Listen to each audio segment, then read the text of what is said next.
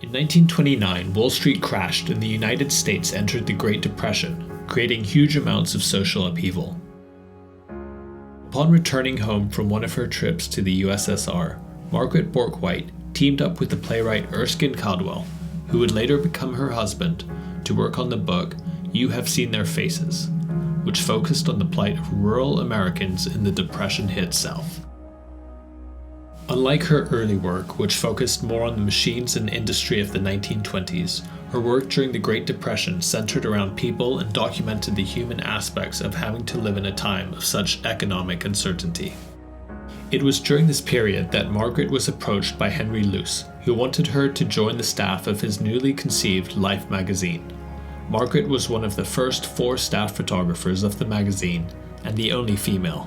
Her first assignment was to photograph the construction of the Fort Peck Dam, which was being built as part of Franklin D. Roosevelt's New Deal, and it was the photograph of the dam's spillway that ended up on the cover of Life's very first issue. The cover photograph became such a favorite that it became the 1930s representative in the U.S. Postal Service's Celebrate the Century series of commemorative postage stamps. Soon after this, in 1937, Margaret would take one of her most famous photographs, also for Life magazine. While traveling through the South photographing the plight of rural Americans, she photographed a line of black flood victims standing in front of a sign. On the sign was a smiling white family driving in a car which said, "World's highest standard of living."